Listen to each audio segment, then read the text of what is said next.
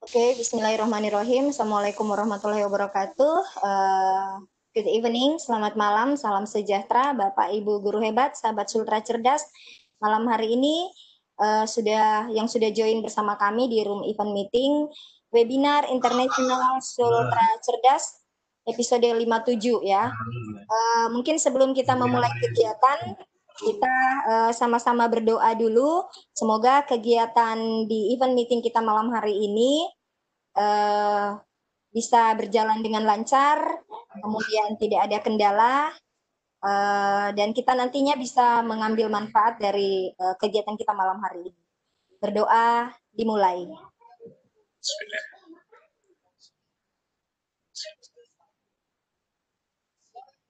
Doa selesai. Oke, selanjutnya Bapak Ibu, sahabat Sultra Cerdas. Sultra Cerdas malam hari ini masih dengan motonya belajar tanpa henti, berbagi tanpa batas, kembali menyelenggarakan VCon, mengajak kita untuk terus belajar dan terus berinovasi, tentunya sharing pengetahuan di malam hari ini bersama presenter keren malam hari ini, dan tentunya kembali saya Indah sebagai host, senang bisa membersamai Bapak Ibu. Malam hari ini saya menemani Bapak moderator yang tak kalah keren ya ilmunya, Bapak Baharudin, SPD MPD. Kita kenal sebagai founder Sultra Cerdas dan sekaligus beliau adalah Microsoft Innovative Educator Expert. Beliau yang akan memandu jalannya VCon di event meeting ini. Dan di episode kali ini Bapak Ibu akan dipaparkan materi yang sangat menarik dengan tema Current Issue and Solution of Remote Learning. Nah, ini satu hal yang menarik untuk kita diskusikan, Bapak Ibu. Kalau Bapak Koordinator mengibaratkannya bagaikan menyingkap tabir menemu cahaya dalam hamparan kegelapan. Tentunya karena remote learning atau yang kita kenal dengan istilah PJJ ini menyisakan sejumlah persoalan ya. Dan sudah dituliskan di narasi beliau. Nah, bagaimana kita ruang mengulas permasalahan dan solusi PJJ ini? Malam ini presenter kita berbagi dan diskusi bersama kita itu ditemani oleh Pak Moderator. Sebelum saya serahkan ke moderator, saya ingin mengucapkan welcome back and thank you for Mr. Tan to accept our invitation to return for the second time sharing experience and knowledge with us at Sultra Cerdas. Oke, untuk mengefisienkan waktu, saya persilakan ke Pak Bahar untuk memperkenalkan Mr. Tan terlebih dahulu sebelum akhirnya beliau memaparkan materi kita pada malam hari ini. Disilakan Pak Bahar. Well, thank you. Bisa mendengar saya? Ya, oke Pak. Okay. Before we begin, I would like to introduce first Mr. Tan Quan Hong. Basically, Mr. Tan Quan Hong is an international speaker to more than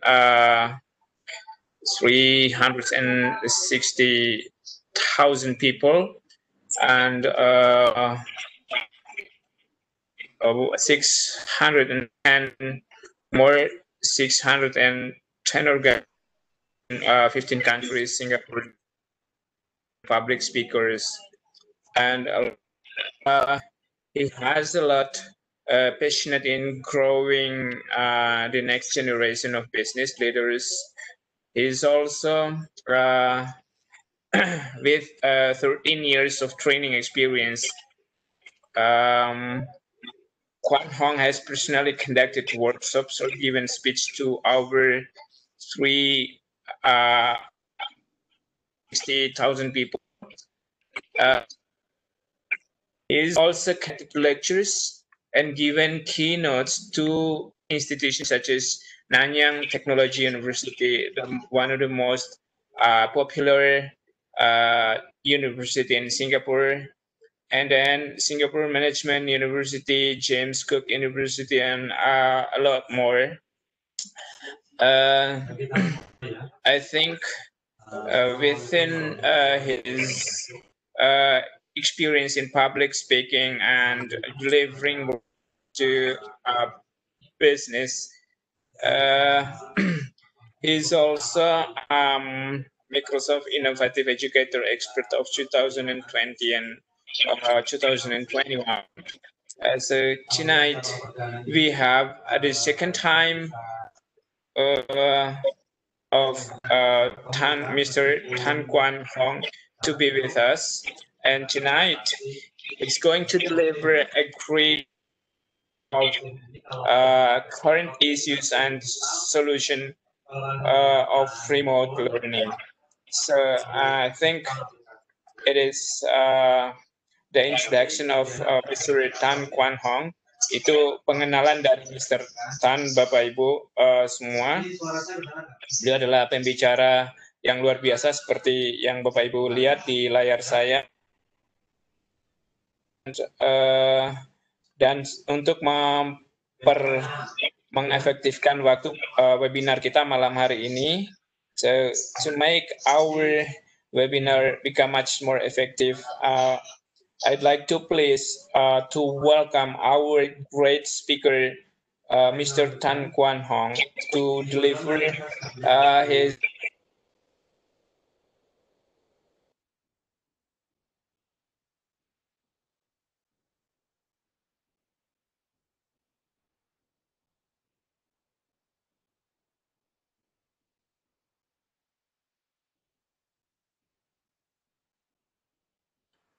Halo, Pak Bahar. Ya, silakan di-assign dulu Mr. Tan sebagai presenter kita pada malam hari ini. Oke. Wait. Ya, Mr. Tan, you are the presenter. Please try to share your screen before presenting the topic. Okay, sure. Okay, great. I can see your content now. Well, I'd like to... Is it clear? Okay, it's now starting to share content. Bu Indah sudah bisa melihat kontennya? Belum, Pak. Masih proses. Okay. Yeah. Can you... It's still in progress of sharing your screen here. Mr. Tan, we're still waiting for your screen to show up in my screen. Okay, it's now, I can see your screen right now, thank you. Well, dalam beberapa detik ke depan kita akan serahkan mikrofon ke Mr. Tan. Well, Mr. Okay, your teachers on our community, all teachers from Indonesia who belongs to our webinar tonight. We would like to welcome our great speaker, Mr. Tan. Time is yours. All right. Thank you so much, Mr. Baharudin, for the good introduction just now. And thank you so much, Mr. Baharudin, for inviting me back for this workshop.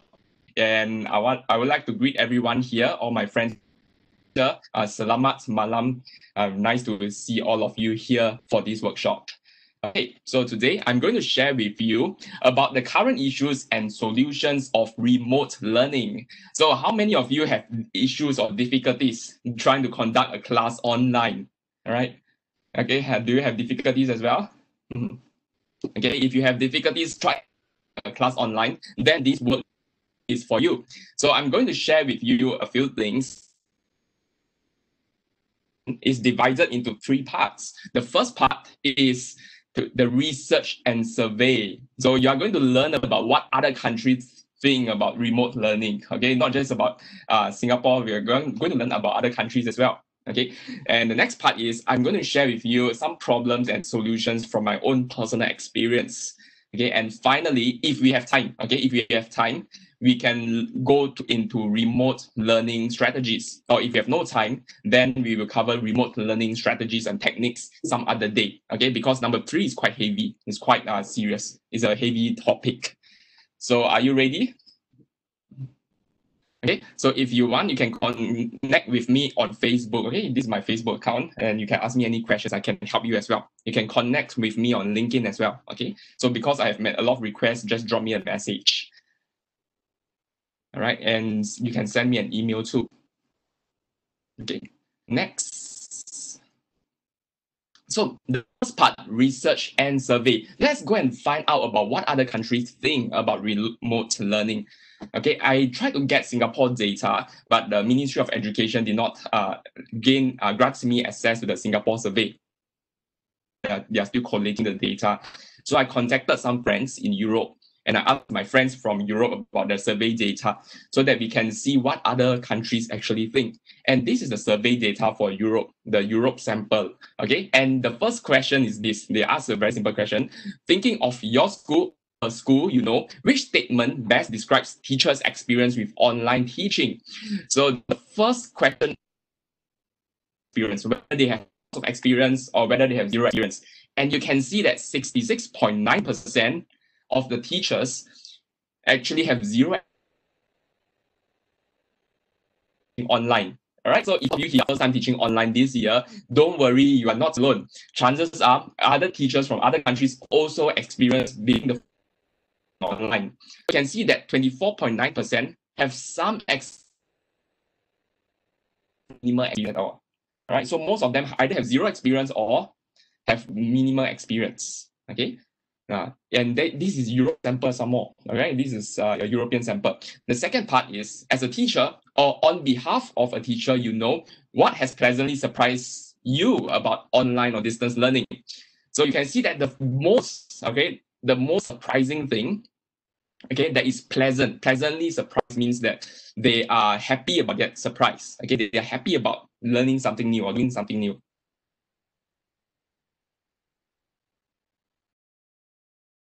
Online learning is innovation. So innovation is, see that more than 1/3 of,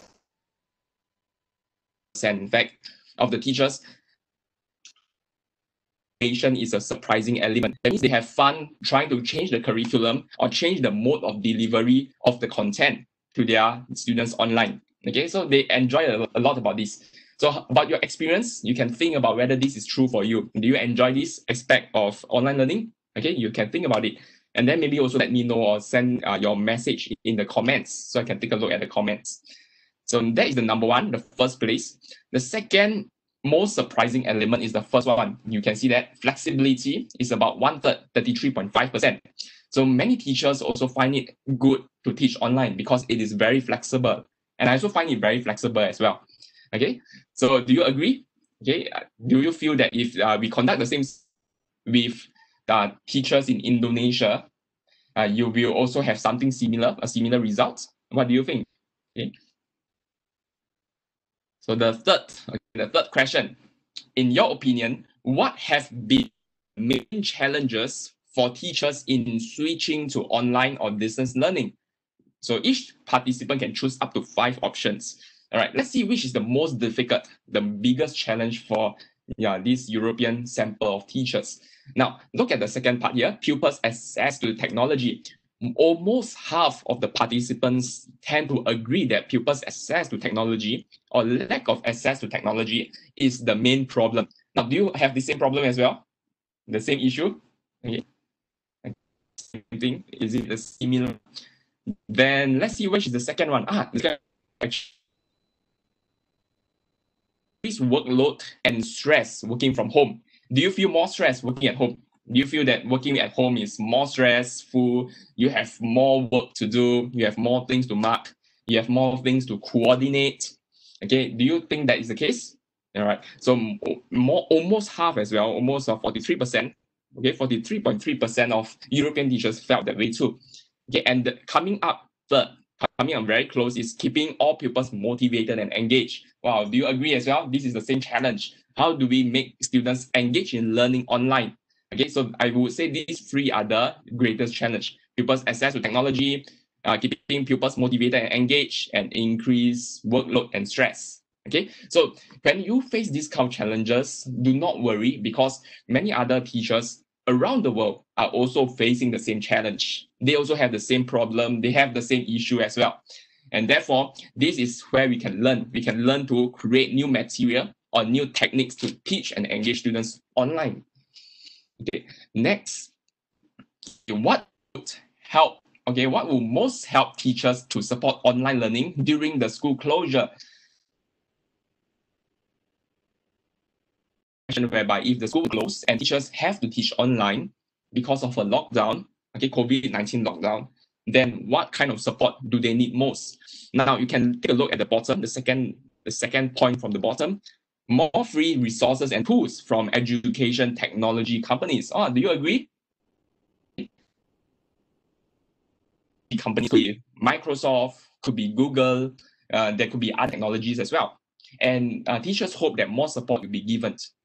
Okay, so of course, we do not know what kind of support they want. Maybe more training resources, more worksheets, more materials, maybe. Okay. Next part, teachers from that country also felt that government ought to play a stronger role. You can take a look at the third point from the top, clear guidance from the Ministry of Education. That point came in a close second place at 41.4%. So many teachers also felt that more ministry support or more government support is needed.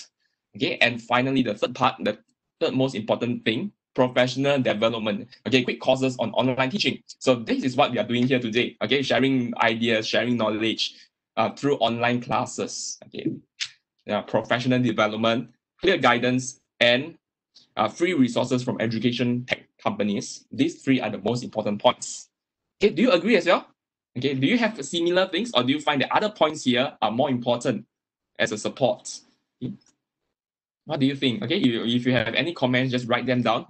Of course, write in English so that I can understand. Okay, let me see. What is the chat? Okay, so far nothing, right? Okay, so far nothing.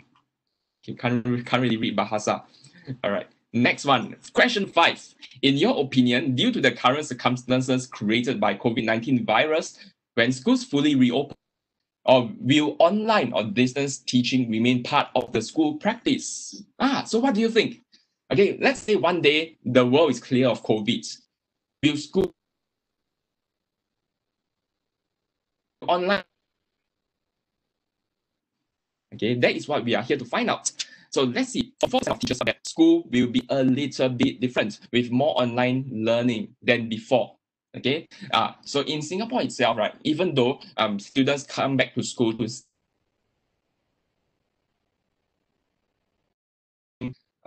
very frequent home-based learning, that means maybe once a month or maybe once or twice per month, students will have to learn online.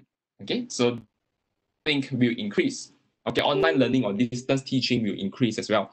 What about Indonesia? Okay, do you think this will happen in your country? Will online teaching be more prevalent? Okay, so 31%, 31.9 or close to 32% felt that the school will return to its original practice. That means as before. Okay, nothing will change, but only minor changes will occur. Okay, what do you think? I think it would be interesting if we actually create a poll. Maybe Mr. Baharudin can create a poll and survey the teachers around here. Okay, survey these 100 over teachers in our lesson, in our workshop, and from there we discover what do Indonesian teachers think and whether there are differences or similarities. Yes. All right. So respondents felt that, okay, so in conclusion from that survey, more education resources will help them meet the challenges. Now, it is true, there's a lack of educational resources focusing on online learning. However, of course, during the last few months, and curated as well. I will discuss a lot about them later on. Okay, next, clear guidance from the Ministry of Education is important. So government role is very important for this change to online. Next, number 3, professional development such as short. So we want more such causes to share ideas with each other. Okay? And not only just to share ideas, we also have to support each other and show our support and concern for each other, so that we know that whenever we face a problem, we are not alone. Okay, likely other people are also facing the same problem as us. Next, number 4, opportunities for teachers to share resources, ideas, and challenges. Yes, that is very true as well. We need to be more connected. So last time, teachers in Singapore connect with each other, teachers maybe in Indonesia connect with each other, but now I am seeing a lot of global connection. So teachers from Singapore can connect with Indonesia, can connect with Europe, okay, can connect with USA, and so on. And we can share ideas and best practices. So do you agree that all these are the things that will help you? Okay, what other support would you like to see? Okay, you can type in the chat if you would like to see other kinds of supports. Type in the chat. Okay, or if you have other better ideas, also type in the chat, and then we can go through them later. Okay. So is it insightful to see what European teachers think?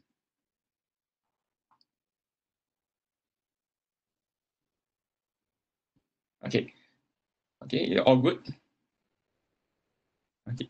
So the second part is problems and solutions from my personal experience. So I'm going to share with you about my experience teaching online. Okay, and many of these experiences, of course, happened this year. So problems from the common problems. To me, there are 5 key issues, and the first issue is distractions. Okay, do you find it difficult to teach online? At the fundamental level, at the basic level, it is difficult to teach online. For example, if I'm teaching, somebody else is doing something, or imagine if you have a class of 30 students, not all students will have a conducive environment, a comfortable environment to study online. Some students might have a very noisy household background, very noisy household environment. Okay, or some students might not have good technology, so their Wi-Fi might be breaking all the time. Okay, so there are distractions all the time. Okay, next one, scheduling problems. It is sometimes difficult to keep up with schedule or to schedule our classes or to schedule assignments. Sometimes we can post the schedule out there clearly, but students struggle with the schedule. Okay, do you have all these problems as well? Okay, do you encounter the same thing? Next, poor online training content. So especially if we have to train using content made for classroom environment, but adapted for the online environment. So some kind of content or some types of activities are better for the classroom environment, but when you translate it to online environment, it becomes very different. Okay, so we need to continuously adapt this content. Next one, technical issues. So whenever we are dealing with technology, technical issues always happen all the time. And finally, learners being left behind. Okay, so some students are more adept in learning online. Some students struggle to absorb information online, and some students struggle to participate online. So the fifth problem here is students are being left behind. Some students will learn a lot and will pull ahead from the rest, and some students will struggle. Okay, and it is very difficult to balance out this part here. Okay, do you agree with these issues as well? Mm-hmm. Have the same issues? Do you meet with some of these problems?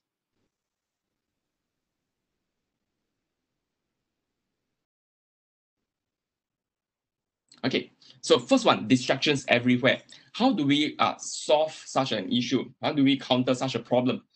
Okay, a few ways. The ensure, okay, that you and the students have a quiet room or dedicated working space. For example, in my room, I have a dedicated corner just for doing online teaching and online learning. Okay, and in this room itself, no one can access my working space. So for example, when I'm teaching right now, my room is locked. Okay, and nobody can come into this room. So I can teach with a peace of mind. All right, and it is better if you encourage your students to also have the same practice. Okay, sometimes try to have a dedicated corner or put the table or arrange the furniture in a way that when they look into the camera or when they look in the laptop, no one else can disturb them. Okay, one of the ways is to put the laptop facing the wall. That means when they are looking at the laptop, their eyes are also on the wall. So it is less likely, they're less likely to look in the living room area. In contrast, if you put the laptop, okay, if you put this laptop facing the living room, then your students can see what the other family members are doing, and sometimes they can get distracted. Okay, so you must try to teach them and encourage them how to set up the furniture in such a way that it helps in their learning.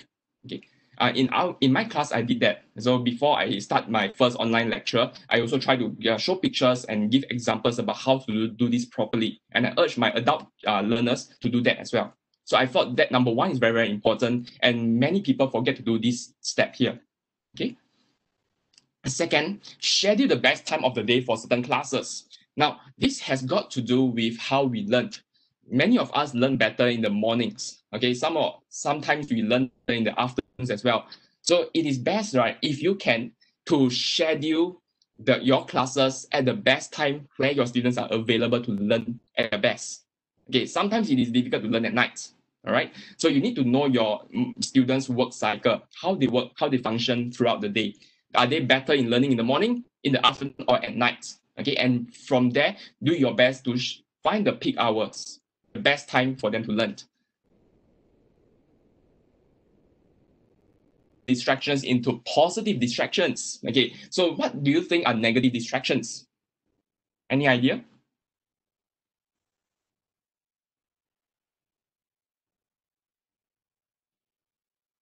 Okay, anyone have negative distractions? Okay, what do you think is negative distractions? Oh, are you all quiet? Yeah, are you all following? Okay. Yeah. Okay. So, okay, negative distractions. Okay, I would like to actually interact with all of you. Okay. Yeah. And if you can, feel free to jump in. Okay, jump in and then just give your just participate. All right. So negative distractions are distractions like social media. Okay, that is a negative distraction. Okay, for example, social media, Twitter, Facebook. How many of you, even adults, even us adults, we tend to sometimes when we attend a class, we tend to look at our phone, look into our Facebook, okay, look into our Instagram. Okay, we tend to hop over to another website. Okay, and we get distracted. We allow ourselves to get distracted.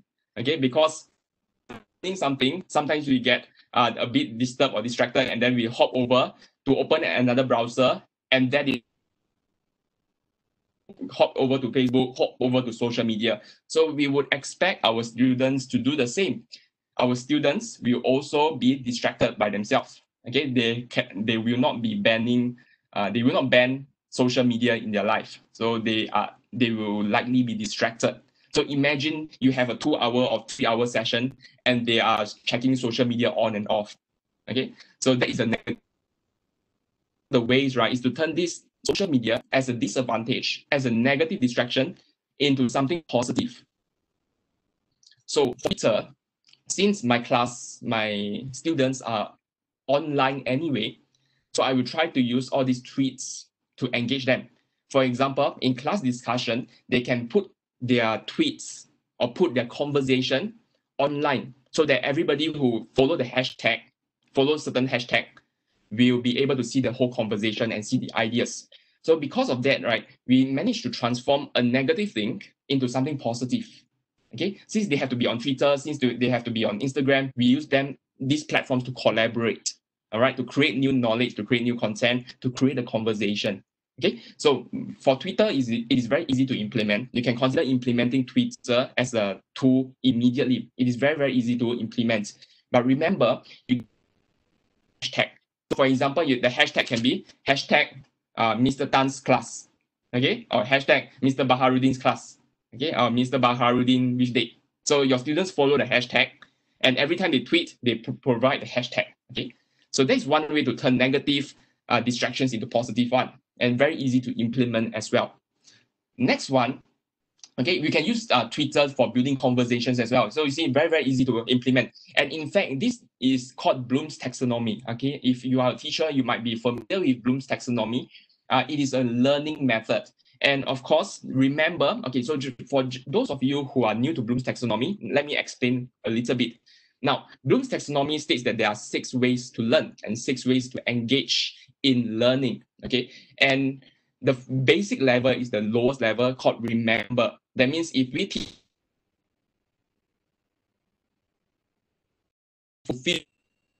level of learning, okay, if you want to improve learning, we have to climb up the taxonomy. We have to go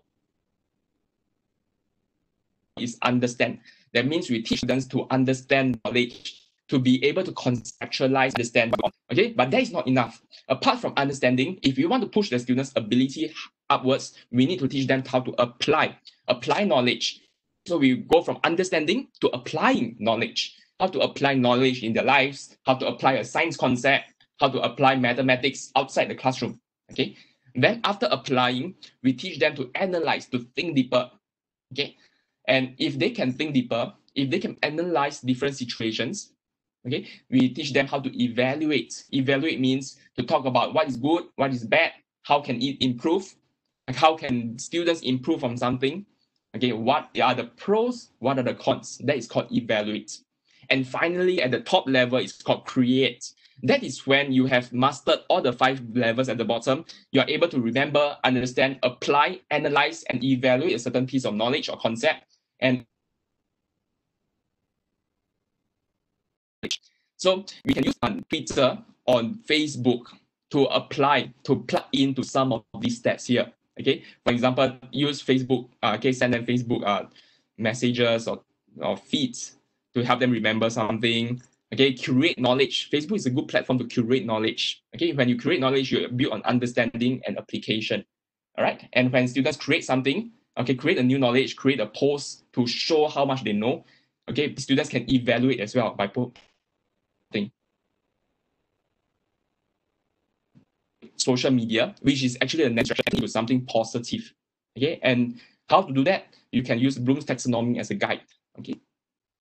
All right. The second part is called scheduling problems. So scheduling problems is also quite common because many students have different schedules. Okay, it is harder to control the student schedule when they are away from you. So the first step is to use Google Calendar. Okay, you can use Google Calendar, send an invite. Everybody must accept. And Google Calendar is very good to track all that as well.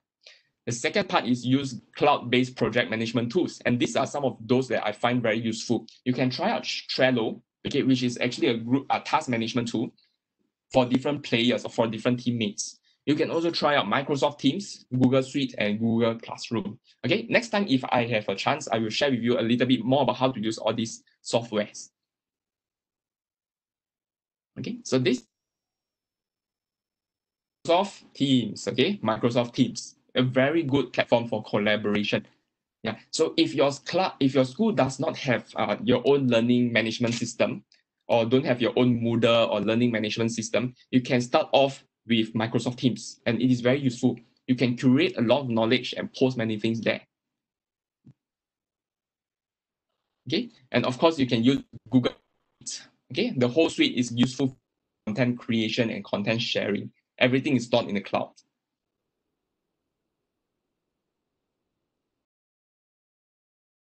And of course, you have considered Google Classroom. You find that it is actually quite useful because you can track all your students' homework and track their schedule as well. So Google Classroom or Microsoft Teams, they are quite useful. Try to use them. If you have scheduling problems, you can use them as well. Training content. So this is also a struggle, right? Content that we use for in-class sharing is different for online training. So the first way we can do it is to turn problems into solution. Okay. So one of the ways is to change our teaching method or change our teaching methodology from an instructor-led curriculum into a student-led project learning. Now, okay. So what is the difference between instructor-led? Now, instructor-led curriculum is the method that most teachers are accustomed to. So, for example, the teacher decide on the curriculum and tell the students today, I'm going to teach you A. Okay, tomorrow I'm going to teach you B. Next day I'm going to teach you C. And then the teacher just deliver, and then give them homework to do. Okay, so that is actually instructor-led. Instructor decide the curriculum to teach. Instructor decide how much to teach and what to test. Okay, that is called instructor-led. The next part is student-led project learning. So student-led project learning is the knowledge is emergent from ground up. Okay, that means students can choose between modules which one to go first, which one to learn first, okay, and then which one to create, what kind of knowledge to create. So the teacher is a facilitator. From an instructor to become a facilitator, the teacher just guide the student in creating new knowledge or using project learning. That means students actually learn from a project itself. Okay, so they learn by doing, they learn from a project, and there's a lot of research being done in student-led project learning. Okay, if next time if there's a chance, I will share with you more how to transform an instructor-led curriculum to a student-led project learning based curriculum. All right, so far okay? Are you following? Okay, everyone okay? Yeah, sure. Sure. Okay. All right. Thank you, Mr. Baharudin. Okay, so how do we change from instructor-led curriculum to student-led project learning? Okay, we can do it using the 5Cs framework. Now, this is the 5C framework that I use. This is my personal framework. It's a strategy or technique that I use when I consult with universities and schools. Okay, and I can share with you a little bit about the framework. Now, because learning has changed, we also modify the concept of how we teach and learn and create knowledge. Okay, the different ways of communicating because of different medium. Okay, next one, we change the way we collaborate and we influence opportunities for collaboration. Okay, next one is called creation. We allow people to create new knowledge. So the teacher is not the one who creates knowledge, right? We try to give opportunities for the students to create new experiences and knowledge. All right. And next one is called curation, how we curate knowledge, not just from our textbook, but from other research areas as well. And finally, conceptualization, how to conceptualize new forms of thinking. Okay, so how do we do that? Okay, there's a lot going to it, a lot. Maybe one day I will share with you all the details, how to go into all this, how to build communication platforms, how to collaborate better, how to create better, how to curate well, and how to conceptualize effectively. Okay, but now here are some things for you to think about. You can think about these few questions. Okay, for communication, you can think about how can you let your students communicate better. Okay, how can you enhance their communication? How do you let them communicate more or discuss more? Okay, and of course, there you can consider VAK, communication modalities. What is VAK? VAK means visual, auditory, and kinesthetic. All right, visual means students learn with their eyes. They communicate by looking at things, looking at text messages, looking at pictures or diagrams. That is communicate using visual. Auditory means listening. Auditory, A stands for auditory. Auditory means listening. So there are many students who learn better by listening as well. And K means kinesthetic. These students have to do something. They have to get busy, use the leg, move around. And because they move around and do something, they learn better. Okay, so we can consider using different learning styles to craft out a communication strategy. Okay, next part is called collaboration. So how can I create more opportunities to collaborate and learn from each other? Okay, so instead of using maybe giving homework or exam or assessment, can I convert an exam paper into a different group work? Okay, can I convert something that can I convert an essay into something else that the students can produce online?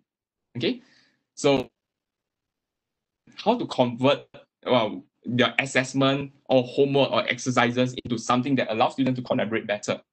Okay, the next part is called creation. Now, creation also have many levels and steps. Okay, so how do you create opportunities for students to create knowledge or create new experiences? Yeah, so these days, students don't like to listen to their teacher. If the teacher say, oh, you better do A, B, C, D, students don't like to do. But if you ask the student, oh, student, I have a problem right now. Why not you look into this problem and see if you can solve it? Then maybe they're interested. Okay, they're interested to solve the problem. So instead of listening to the teacher, you ask them to create something, to create a solution. Yeah, and this can be better delivered online as well. Okay, next one is called curation. The fourth one is curation. Curation means you gather knowledge or gather expertise from outside the classroom. And I think, right, out of all these 5 areas, curation is the easiest to implement immediately. It is something you can implement right away. For example, set up Microsoft Teams, okay, and then after that, get other people to teach you, okay, get other people to join in your Zoom calls or Skype calls or WebEx calls. Get other speakers to teach you or share with you new knowledge. Okay, finally, conceptualization. That means articulating or creating new concepts through a spiral learning curriculum. Okay, so for those of you who needs to know what is a spiral learning curriculum, okay, it is one of the curriculum that we Singaporeans use in our ministry.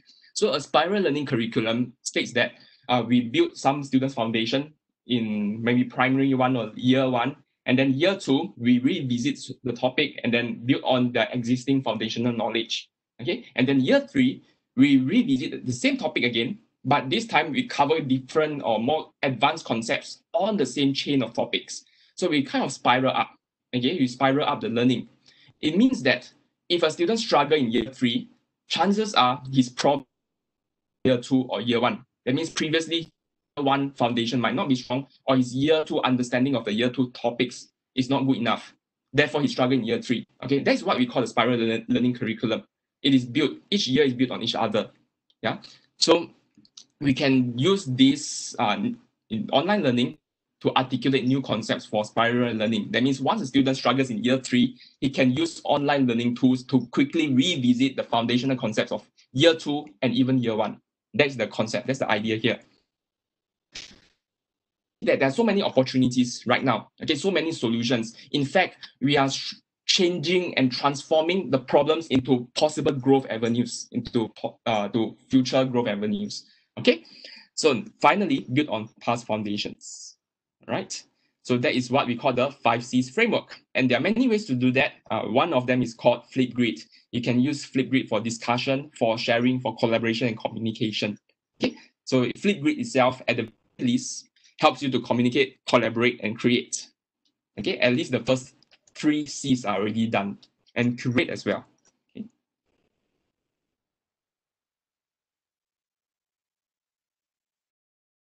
So technical issues, okay, form peer support groups. So when we are dealing with computers, internet, technology, from time to time, we will struggle to pick. So it is more important to form peer support groups. That means a buddy can support each other. Okay. Next one, a short-term solution is to create a simple FAQ page. That means if you struggle to log into Zoom, visit this FAQ page, follow the instructions. Okay. Of course, a short-term solution, you can also convert or create a library of videos to guide students how to troubleshoot. And you create videos on the most common problems that they face. Okay. To create a video is quite simple. That means you spend 5-10 minutes to create a simple video, post it online, and if students were to face the same problem again and again, they won't have to trouble you. They will just go online and check. Okay, and then once they see the video, they can know how to do. These days, students are quite smart. They're quite technically savvy. Okay. Okay, next part, learners left behind. Wow, this is also a big challenge. Okay, and this challenge is not just a technological challenge, it is also a curriculum or pedagogical challenge. Okay, so one way to solve is to classify students into high ability, middle ability, and low ability. We call it the Hamala. Okay, Hamala means Ha stands for high ability. High ability students are students who learn very fast. Middle ability are students who are the average. They learn not so fast, but not so slow as well. Most of the students, 50% of the students, will be in MA, will be in the mid ability. And of course, in every class or almost every class, there will be the lower ability students. That means these students take more time to learn and they need more support and more attention. Okay, so one way is to classify students, have a very strong gauge about which students are at the higher ability, which students are at middle ability, and which are the lower ability students. Okay, and then from there you can change the way to facilitate learning. Okay, next, create peer learning.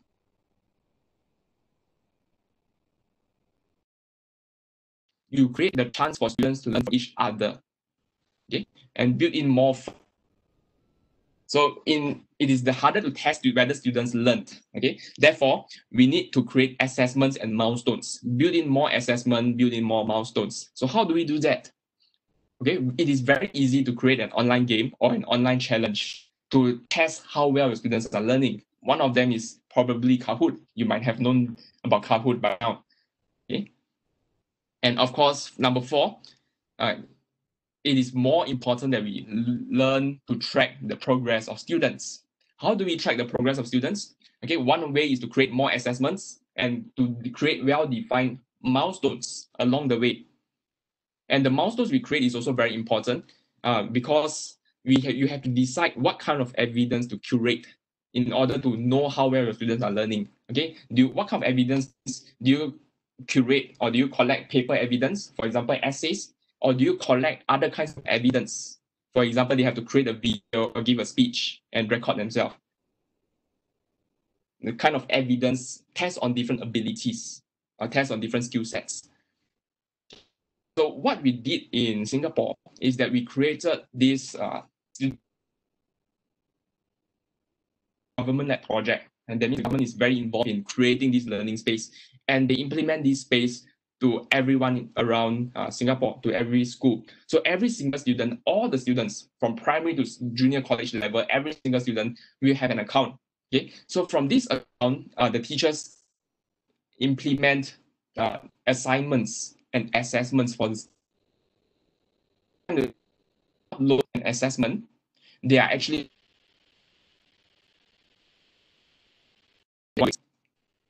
okay. So this is why we use SLS. Okay, we call it the student learning space, SLS.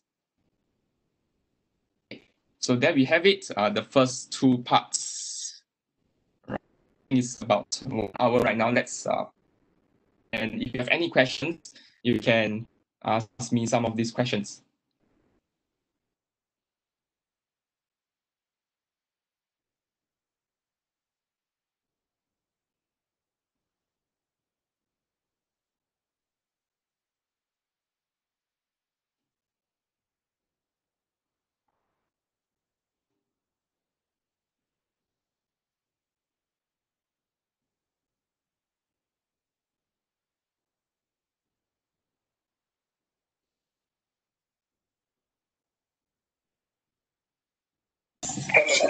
Hello, yeah. Hello. I think that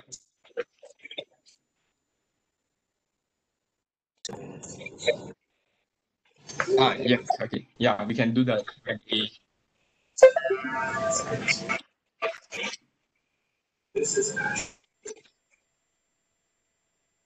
so now is question and answer section, and I would like to invite my teacher to maybe asking several questions in Bahasa Indonesia, and then I would like to translate it into English, just to make it easier to understand. Baik, Bapak Ibu, mohon Bu Indah mungkin bisa lebih bisa memonitor. Halo Bu Indah.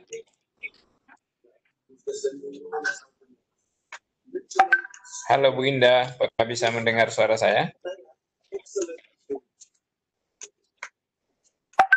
Iya, iya, halo Pak.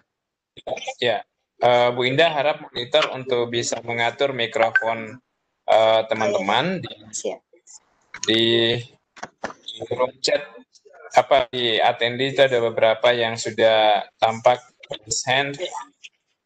Mungkin ini kita beri kesempatan terlebih dahulu.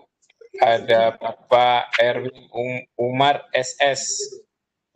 Ya, halo Bapak Erwin. Ya. Halo. Iya. Halo. Bapak Erwin, ya silakan Pak. Bapak Erwin Umar mungkin mau menyampaikan pertanyaan dalam bahasa Indonesia boleh atau dalam bahasa Inggris langsung ke Mr. Tan. Silakan Pak. Tak apa-apa bahasa Indonesia saja. Untuk itu, untuk GCL. Untuk GCL. Iya. Untuk GCL itu apakah itu memang yang salah satu jalan termudah untuk kita menyampaikan materi kepada siswa? Itu aja Pak. Jadi terkadang banyak kendala. Yang mana Pak? Yang mana Pak? Untuk GCL. IJL bisa Google Classroom. Google Classroom. G Suite Pak ya, G Suite. Ya, poin pertanyaannya G Suite apa Pak? Terkadang banyak.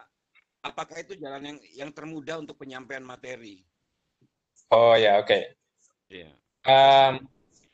Ya, baik Pak. Saya lanjutkan translate ke bahasa Inggris. Mr. Tan. Yes. Erwin Umar is that Google Classroom is the easiest way to deliver the content to the students, or maybe you have experience of comparing to others? Okay, good. Yes. Okay, Google Classroom is actually very easy. I find it very easy to implement. I think it is slightly more easy in my own view. It's slightly easier to use than Microsoft Teams, but both are easy as well. And more importantly, right, you just have to get your students online, and I believe very quickly, within a week or two, you will be able to get used to using all these tools and resources. Yeah. So for Singapore, we have the SLS, Singapore Learning System, and we use that a lot in replacement of Google Classroom. So without a learning system of your own, the easiest is still Google Classroom. Oke, Pak Erwin Umar, bahwa berdasarkan pengalaman dari Mr. Tan bahwa Google Classroom memang yang termudah ya dibanding platform yang lain.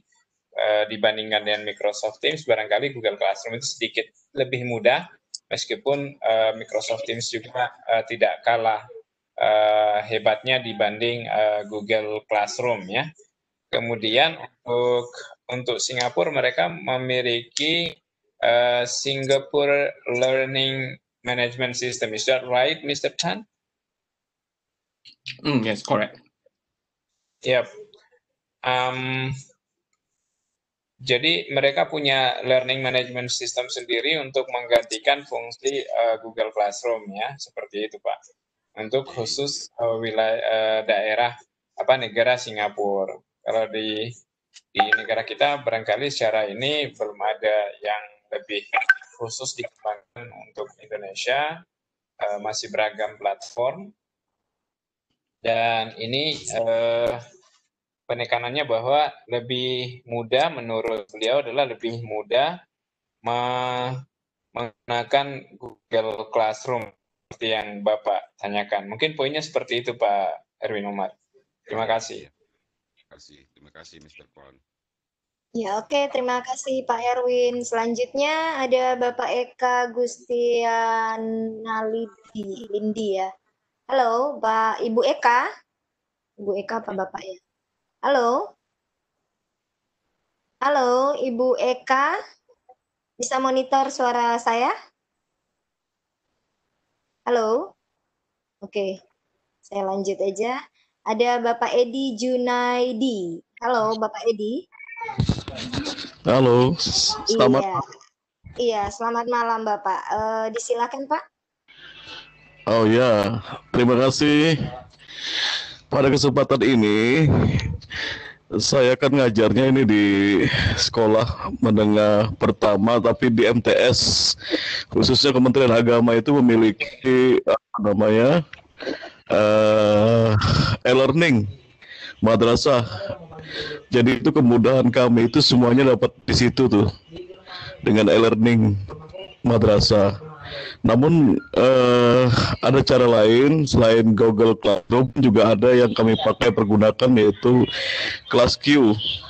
Nah, ini untuk solusi aja nih. Sebenarnya ClassQ ini kalau menurut saya lebih aplikasinya lebih banyak, lebih lengkap dibanding Google Classroom. Jadi bisa meeting kelas juga. Meeting kelas sampai 40 orang siswa juga bisa masuk di dalamnya itu. Begitu untuk informasi aja, berbagi. Demikian, terima kasih. Assalamualaikum. Ya, baik. Waalaikumsalam Bapak. Ini berarti poinnya hanya untuk sharing saja Pak ya. Tidak ada pertanyaannya. Baik, terima kasih Bapak Edi Junaidi atas sharingnya. Ada kelas Q juga ya, tambahan informasi untuk teman-teman barangkali yang bergabung malam hari ini.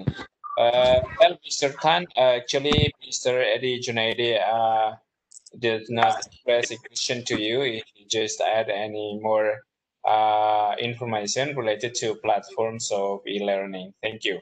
Terima kasih Pak Edi Junaidi. Kita berpindah mungkin di penanya berikutnya, Bu Indah. Ya, oke Pak Edi, terima kasih. Mohon maaf saya close mic-nya. Kemudian Bapak Sumarjanto ya. Halo Pak Sumarjanto, selamat malam. Mikrofonnya belum di unmute. Sudah Pak, udah dari tadi. Halo, ini setiap saya unmute, dia termute lagi nih. Ya, Halo, berarti Pak Sumarjanto. mungkin ada masalah di. Oh ya. Oke, Ibu Dewi, selamat malam. Halo. Halo, Pak Sumarjanto, Ibu. Oh iya, Pak Sumarjanto. Ya, silakan Bapak.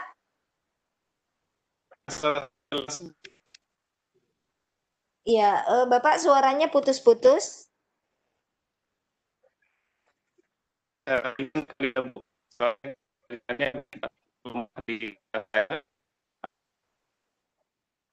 Pak Bahar bisa mendengar suara Bapak Sumarjanto? Mohon maaf Pak Sumarjanto, suara Bapak agak kurang jelas di kami dan saya tidak bisa menangkap makna poin pertanyaan Bapak.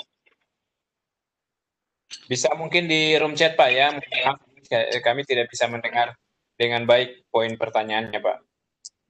Iya.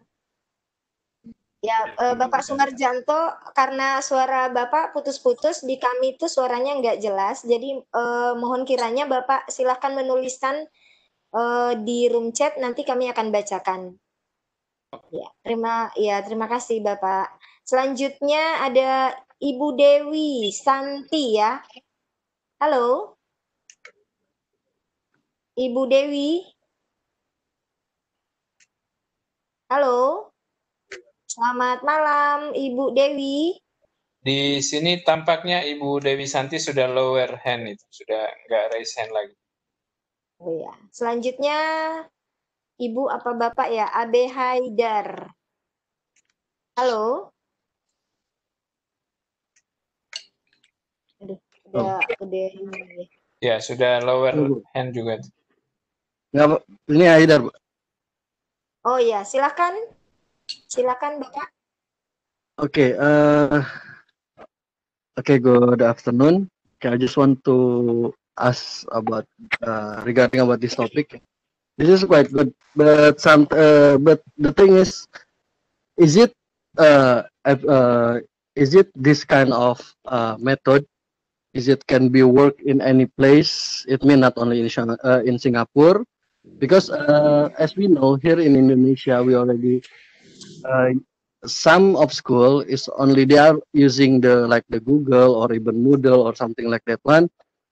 But the problem is most of them is only can use, not manage, become the good what it called the good application for e-learning. So is there any solution? Is it do the school have to choose which one is the best for the student and also for the teachers, because as we know, not all teachers is get easy to understand about this kind of e-learning. Yeah, maybe that one. Okay, thank you. Okay, Mr. Tan, do you get the point? Okay. So thanks for your question. So let me ask if you mean that teachers struggle to adopt new technology, is it, and whether this technology are suitable for implementation in Indonesia? Yeah, so sometimes like this one. It happened in my previous school that when we want to implement the new system, like the EasyEd learning or even the simple one, there's a little bit what we can say that is for the teacher, especially for the teacher who already work. They think they already work full time, like more than the hour that already provided by the government.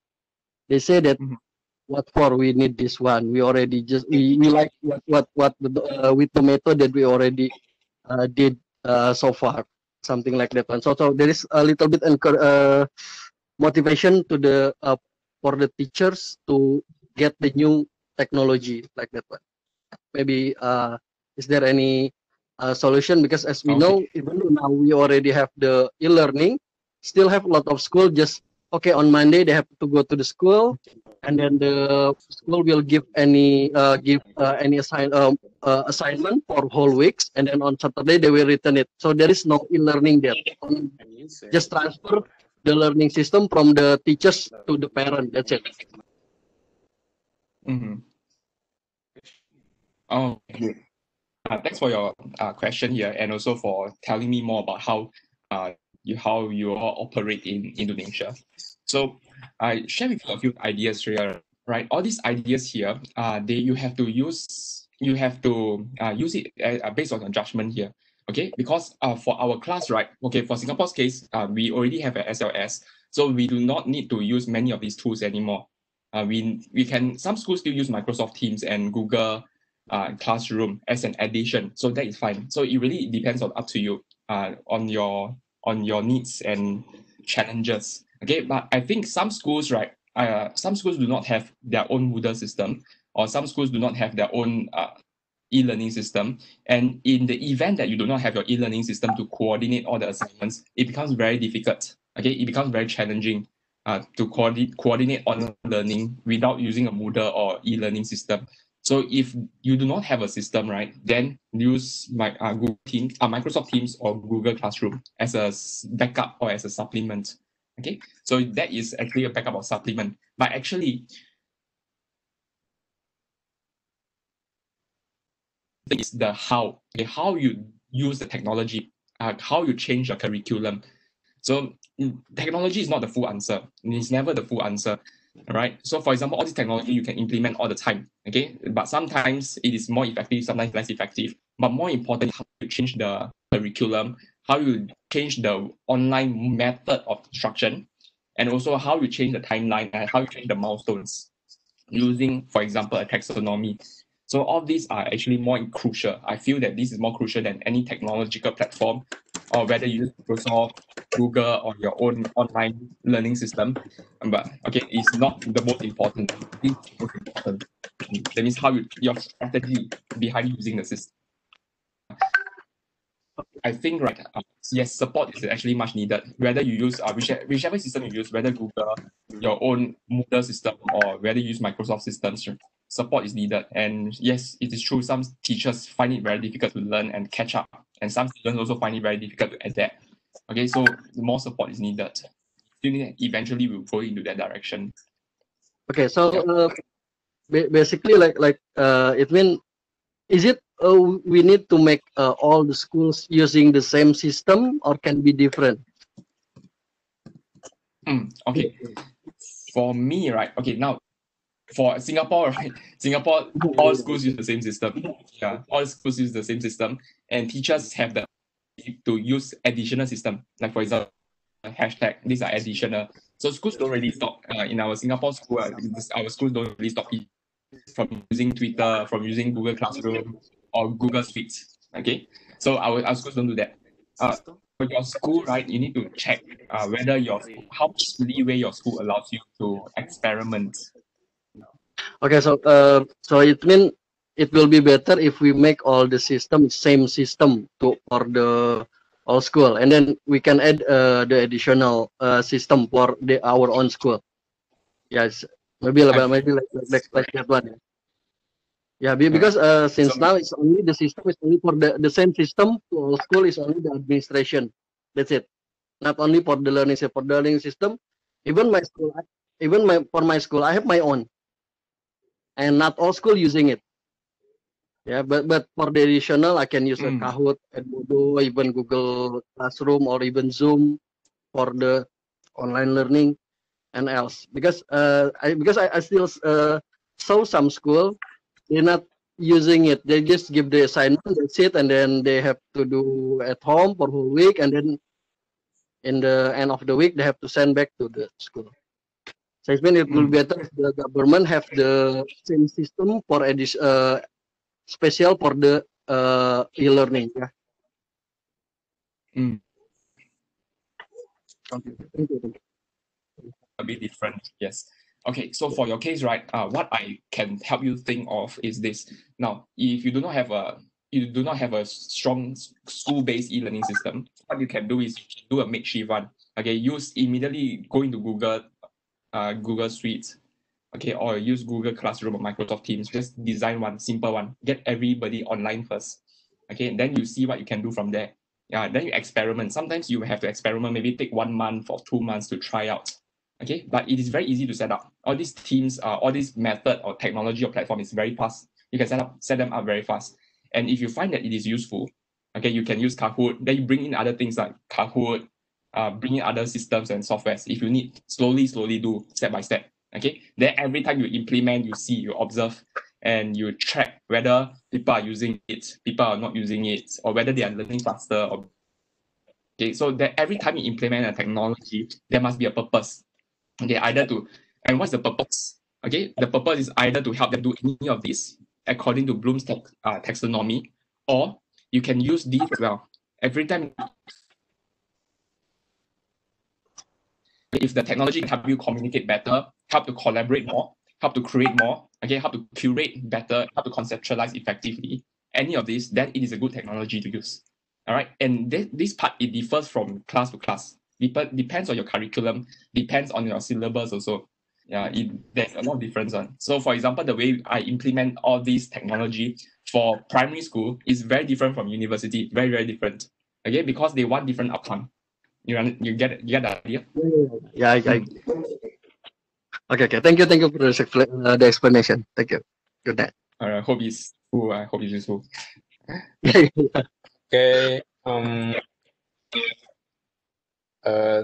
Terima kasih. Thank you for your explanation. I think you've been explaining to main points that teachers should have pedagogical competence to develop, to use such a good platform for the school, and regarding the implementation to which platform should be used for the school is depends on the government policy, and also more practically depends on the school. If they want to use one system for the whole school, I think that's going to be better, just to easily organize administration of the remote learning, right? Yeah, correct. Okay, well, Bapak Ibu, jadi pilihan untuk membelajarkan siswa apakah menggunakan satu platform atau beberapa, bervariasi platformnya, itu kembali kepada sekolah. Tentu satu platform itu menyatukan seluruh aktivitas pembelajaran, tentu itu akan mempermudah dari sisi pengadministrasian PBM, termasuk learning output-nya seperti itu, atau hasil dari pembelajaran dievaluasinya akan lebih mudah dan pengontrolan oleh pihak berwenang bisa lebih baik lagi. Baik, Bu Indah, halo. Iya Pak. Halo Bu Indah, bisa monitor? Iya bisa. Kita bisa lanjut mungkin di bagian di kolom chat, ada beberapa pertanyaan, bisa di... Oke, silahkan Pak. Sebelumnya saya informasikan dulu, Bapak Ibu yang belum mengisi presensi, boleh mengisi presensi yang linknya sudah saya share di room chat.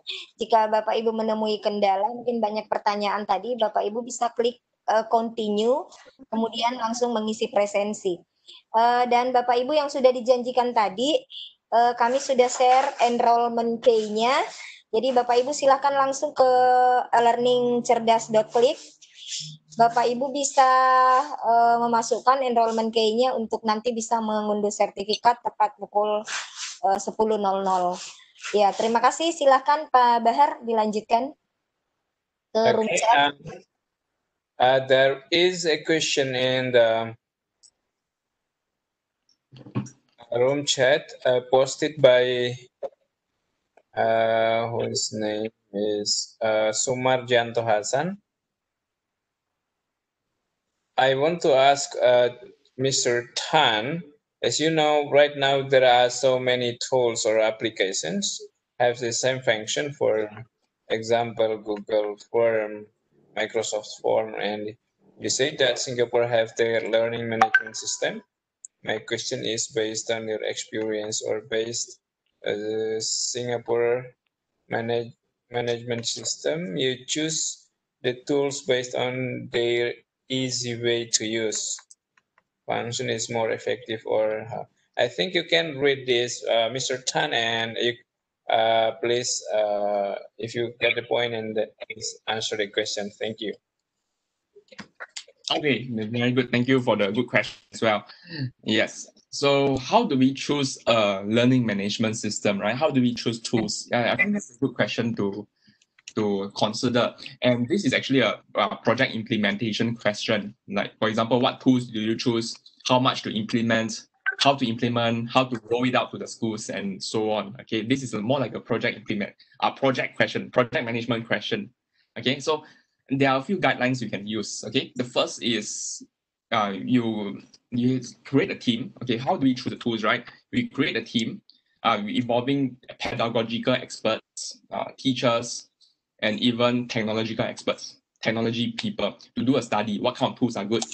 Okay, so if you are in the team, right, you decide, right, you try out Google, you try Microsoft, you try another tool, and then you decide which are the pros and cons. Then you use groups. Okay, you need to test out the tool. According to curriculum, you need to test out the tool, see whether people are using it, and then so you implement tool. Okay, so for example, you test out Google for this classroom, you test out Microsoft for another classroom. Okay, so just like how you test different tools, as you test out different tools, you collect evidence whether the tools are helping you or not. Okay, so sometimes some tool students find it difficult to use, or maybe you use Microsoft and you thought that Microsoft was a good tool, but students struggled. Okay, but another class do not struggle with Microsoft. Okay, another class like Microsoft. So you can, after that, is what kind of tools is best. So again, you have to test. You really have to test out which tool to use and which people like to use certain tools in a certain manner. Okay, so once you do that, right? Once you do that, you collect evidence. Okay, because it is very difficult for us to decide. We cannot decide for the end user. The end user are the students. And maybe if you are deciding for your school, right, the end user is also your teachers in your school. So the only way to not decide by ourselves is to test it out. That means we do pilot test and pilot study. Okay, so that is one way. That's how to implement the tool, how to select the tool, how to implement it. All right. The second way is to use from a strategy or pedagogy kind of direction. All right. For example, every time we implement tool, right, we consider our syllabus. What does our syllabus want? Okay, what do we need to achieve? For example, I need my students to learn this content, this material by this amount of time, or I need my students to produce this kind of knowledge. So based on the syllabus and based on the demands or requirements, from there I choose the tool. Okay, two ways to look at it. One is the demand side. Demand side means you look at the students, look at the teachers, and then you consider their background, consider whether they use, and then you test on them, implement the tool and test on them. That's the demand side. The supply side is the strategy. It means you think about your syllabus, think about what you want to achieve first, then you work backwards. Okay, so there are two methods to solve that problem. Okay, is it clear? Okay, thank you for the explanation. Jadi Bapak tadi sudah ada di mana poin-poinnya yang ada di sini ada 5 frameworknya, dilihat dari sisi komunikasi, kolaborasi, curation, dan konseptualisasi. Barangkali secara lebih detailnya tadi sudah diulas bahwa platform yang dipilih itu maka harus melakukan komunikasi, kolaborasi, kurasi dan konseptualisasi PBM kita. Seperti itu mungkin poin-poin umumnya, Pak, saran dari beliau. Kemudian ini ada pertanyaan. The next question is from Mr. Mufli El Habib. And he's asking about, if you don't mind, please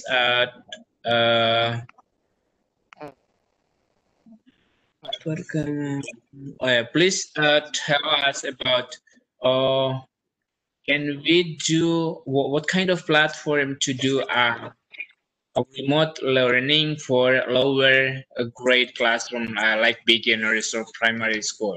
Is that possible to use kind of what platform do you recommend to use? Thank you. Okay, lower grade. Okay, lower grade Okay, lower grade platform, right? You can try Google for primary school. We have tried based on my experience, right? I have Suite. Both we can use. Both are good. I tried on my primary school students. Yeah, and also my other teachers have also tried. And of course, you can also use the Flipgrid. Just like videos, and they have the technology, they have the cameras, so you can camera the video and upload. Yeah. So Google Teams, Google Suite, and Google Classroom can be used for primary school. As far as this. Okay, thank you. Oke, jadi Bapak untuk Bapak Mufli El Habib, jadi Bapak bisa menggunakan Google Classroom, bisa menggunakan Flipgrid. Bapak juga bisa memilih Microsoft Teams mungkin karena there are many colorful tools from this platform. So it will be much more useful for the students, and it becomes much attractive for the students, I think, to provide them the content, the attractive content. Seperti itu Bapak Mufli El Habib ya. Jadi pilihan bisa. Contoh-contohnya tadi ini termasuk yang ada di layar. Ini salah satunya Microsoft Flipgrid. Ya, atau tools Flipgrid ini sebetulnya adalah aplikasi pihak ketiga yang melengket di Microsoft ya, bisa dipasang di Microsoft Teams seperti itu. And then for the next question, let me see here. And can I just share this first? Okay. This is from Mem Lestari Legiman, dari Ibu Lestari Legiman. She's asking about what is the trick of teachers in Singapore to empower the students' creativity in learning. Maybe you can share your experience, Mr. Tan, about this. Thank you. Okay. So the question is, so how do I encourage creativity? Is it? Yeah, that's right. Okay. So how to encourage creativity? There are many ways. Okay, there are many different ways. So instead of, you see, most of the time, right, we teachers, we tell the students what to do. We tell them, hey, you should do this, you should do this, you must remember, you must study for your exam. We tell them what to do. So the more it's good to tell them what to do, but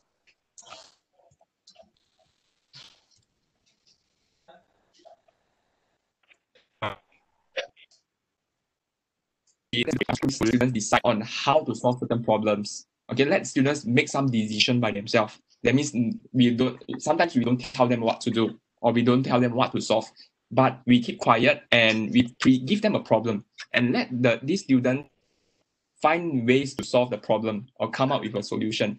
All right. So what happens is we become a facilitator. We facilitate. All right. So we ask them questions. Do you think you should do this? No. Why? Then do you think you should do that method? Or why not you try another method? Question them, give them guiding questions, so that when they are involved in thinking about the question, you solve their own problem themselves. They'll find their own method. Okay, that's one way. The second way is through group learning and peer learning. Now, group learning and peer learning comes from this concept called social learning. Social learning states that we don't just learn only from one single person, we learn from our environment as a whole. So if you believe in social learning methods, to let the student be immersed in the environment, or to go to different excursions or places to learn new knowledge. Okay, and one of the best ways is to use group learning or peer learning. That means you group two different students together, and when they discuss therefore becoming more creative. Okay, when your class and another class and from another school meet, then they start to learn from each other. They start to become creative. So that's the method. All right. And the third method is to always ask them to create new things, because all of us here as humans, we like to create. All right. Students also like to create. Whether is it drawing a picture, writing an essay, singing a song, or creating a video. All right. The students love to create as well. So your assessment must find new ways to let them create something. So, for example, right, time people using exam. Exam is not very creative. We test the students' knowledge and then they must apply the knowledge in the exam paper. That one not very creative. So we try to use case studies. Case studies can be more creative. That's very true. But increasingly, we move away from exams and we move away from into more creative kinds. So for example, students must do a presentation, students must create a blog, students must post some online YouTube and share with their classmates, right? Or students must create something, invent something, create a project. Students must organize an event. All right. So all these kind of things. So all these kind of opportunities help students to be more creative, right? So that in summary, right? Just let me summarize. Okay. First step, ask more. Second, learning opportunities. And third, away from exam papers and do more on special projects that allow students to create new things on their own. So that is how you can make students more creative. Okay, sure. Bapak atau Ibu ya sebentar. Ibu Lestari Legiman bahwa ada disampaikan oleh Mr. Tan. Yang pertama adalah jangan kita terlalu banyak mengarahkan untuk mengerjakan ini dan itu seperti kita teacher centered gitu ya. Jadi kita lebih memberikan kesempatan kepada siswa untuk belajar mungkin mengambil keputusan atas permasalahan-permasalahan tertentu. Mungkin ini lebih cenderung ke problem based learning atau lainnya ya. Kemudian fasilitasi belajar siswa bukan mengarah ke semua akan siswa semua berdasarkan apa yang tadi harus semua dikontrol oleh guru, tidak. Kemudian leading question tadi disampaikan bisa ada group learning ya. Kalau di kita mungkin ini bisa lebih kepada studi-studi bandingnya ke baik itu ke lokal kelas tertentu atau mungkin di luar. Kemudian ada mengajarkan siswa untuk mencipta sesuatu yang baru, apakah itu lagu atau video atau hal lain yang bisa menyenangkan bagi siswa, karena siswa itu cenderung lebih senang kalau membuat sesuatu. Oke, barangkali itu poin-poinnya Ibu Lestari Legiman. Kemudian Pak Bahar, kita bisa langsung kembali dulu ke yang raise hand, ini agak banyak Pak. Oke. Silakan Bu Indah. Ya. Ke Ibu Heni, ini ada Bu Heni Frederica. Halo Bu Heni, selamat malam. Iya, selamat malam. Can I speak? Yeah. Oke, ya silakan Ibu Heni. Yeah, thank you.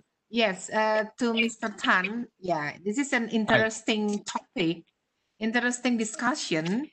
As today, all of us doing the online, doing the virtual learning. All right. I'm an English teacher, so I conduct my students to English speaking class. So I suggest them to create their own dialogue, interaction. So what is the best, your suggestion for my student to conduct the dialogue, because they are not allowed to meet each other, right? Yes. So some of them, they use video call in WhatsApp. Some of them using Zoom. So they record their Zoom. Yeah, and then they present in the next meeting to our Google Classroom meeting. then other students will give comments. But some of the other one, they still confused. What is the best suggestion for us? Because the students not allowed, our school not allowed for the teachers conduct more than 30 minutes class because of the budget. Because of the budget, we are waiting for the government budget support our data, our quota. So waiting for the time for having a free quota. So I'm thinking of we keep going for the English speaking class. So I use sometimes I let them to create their own. But if you may suggest me or us, yeah, please, because yeah, we will do the best, right? We will do.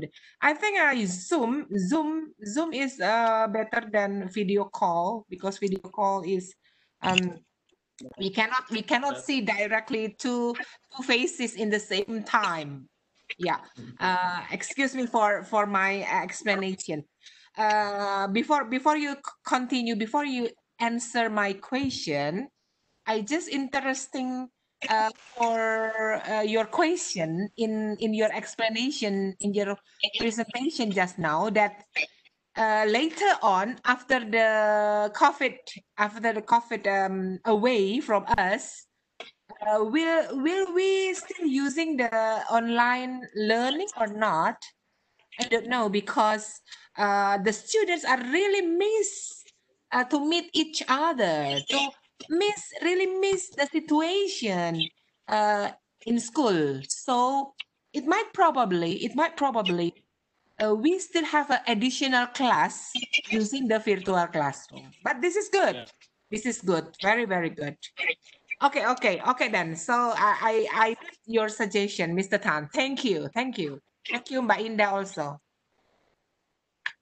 All right, thank you for your very interesting question and for sharing with me about the challenges your school faces. Okay, and yes, I think that's a very good question, very interesting case study to work on. So I just want to clarify on one point. Is it correct to say that the most difficult thing you are facing is the limited budget and the limited time? Mm-hmm. Is that the most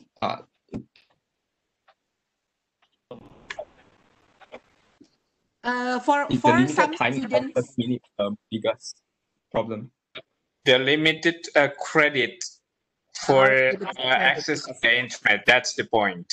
yeah. So she wants to manage her classroom in a more effective way. Probably you have any suggestion to do that. Thank you, Mr. Tan. Keep continuing. Okay, Thank you, Pak so Bahar.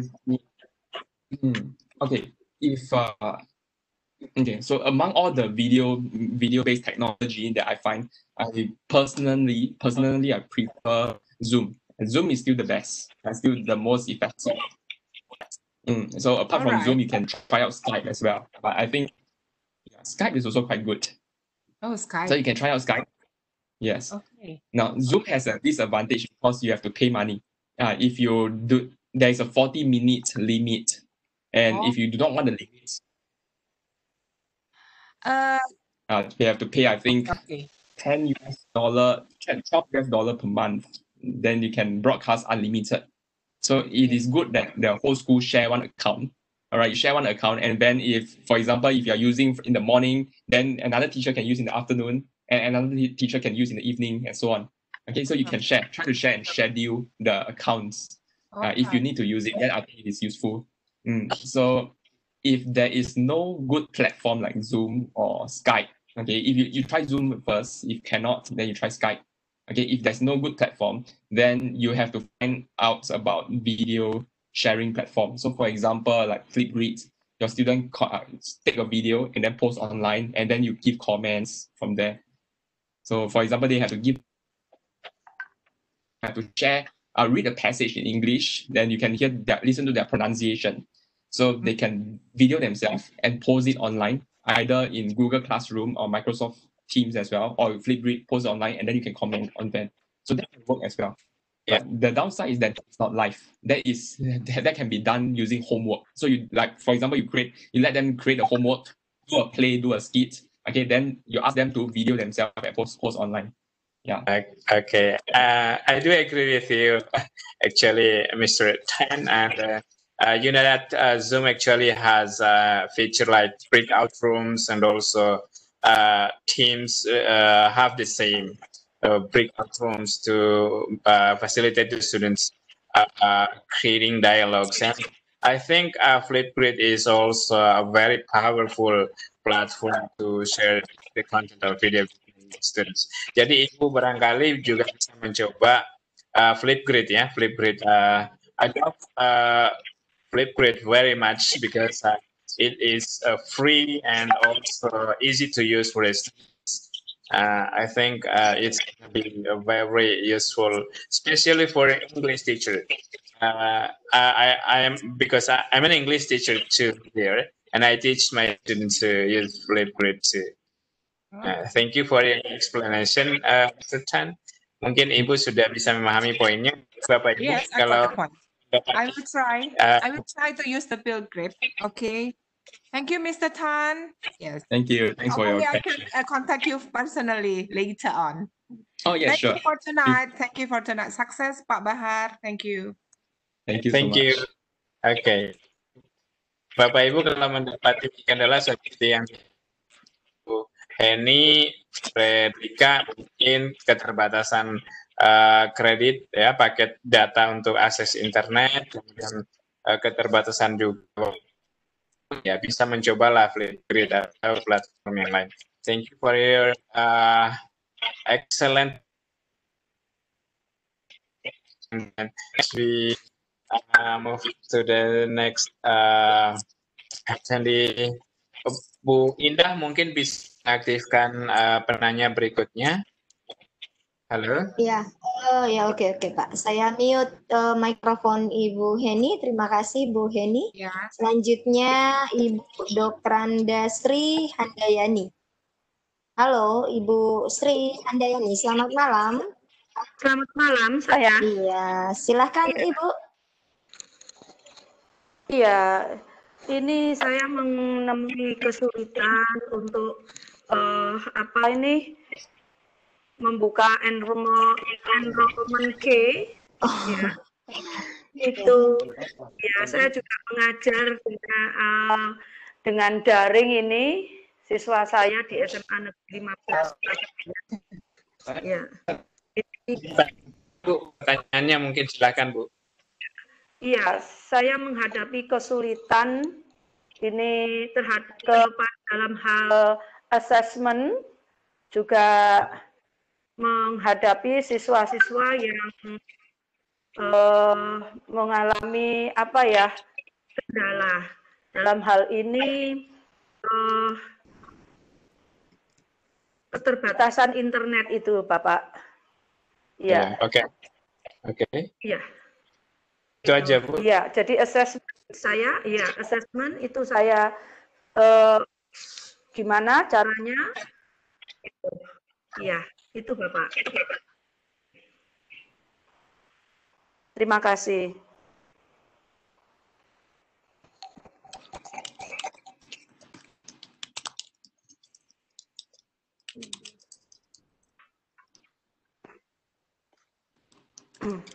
Halo. Iya.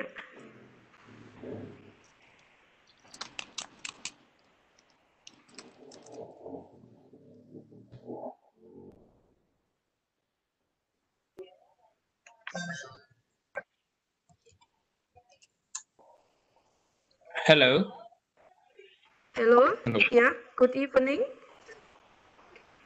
Yeah. Hello, Mr. I'm sorry, I've just disconnected just now because I'm out of power.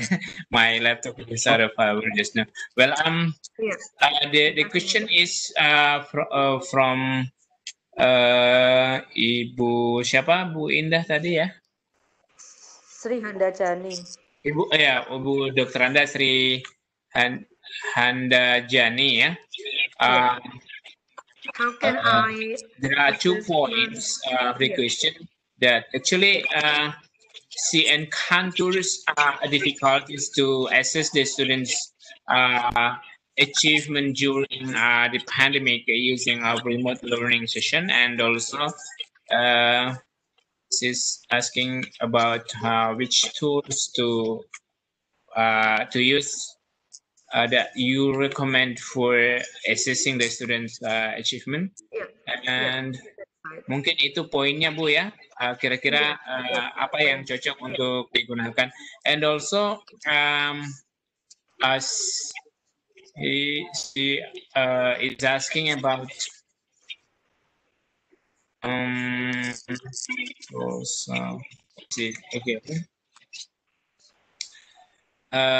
regarding the limited internet access.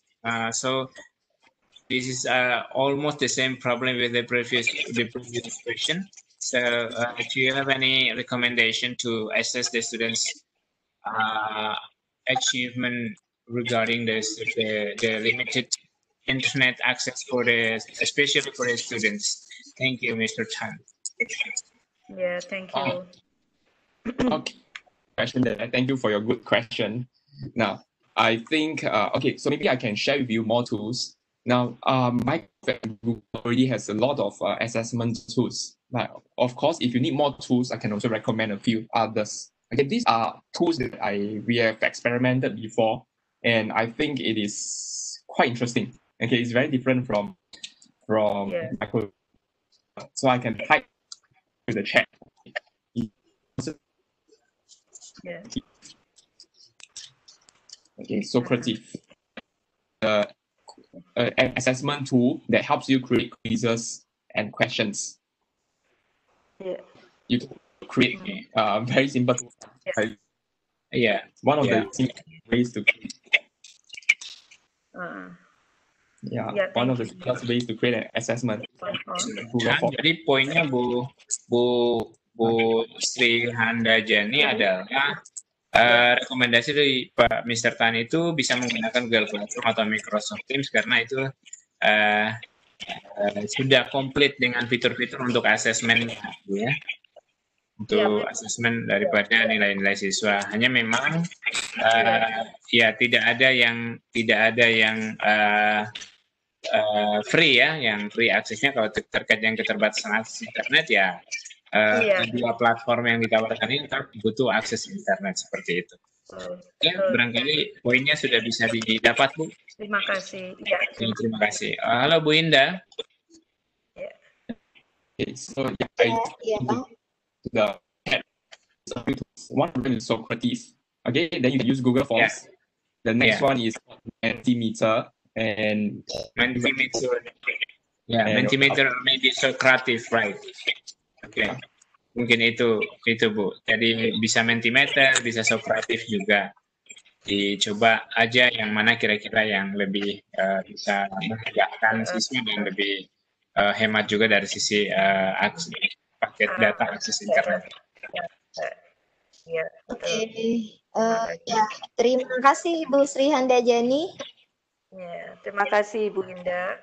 Ya, sama-sama. Selanjutnya ada Bapak Avandi. Halo, selamat malam Bapak Avandi. Halo, Bapak Avandi bisa monitor? Halo, Bapak Avandi. Ya, oke. Kita lanjut ke penanya berikutnya. Ada Ibu apa Bapak ya? Yosar Jam. Halo. Halo. Selamat malam Bapak Yosar. Bu Indah, kita masih tersisa 13 menit lagi ya. Mungkin Bapak Ibu yang Mr. Tan, we still have about 13 minutes to discuss about this topic. So because we are going to close the webinar at about 10 p.m. Oke. Silakan Bu Indah lanjut ke Iya, ke Bapak Herman. Halo, Bapak Herman.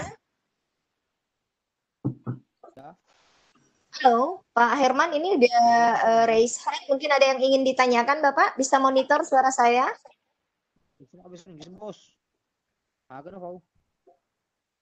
Ya, silakan Bapak.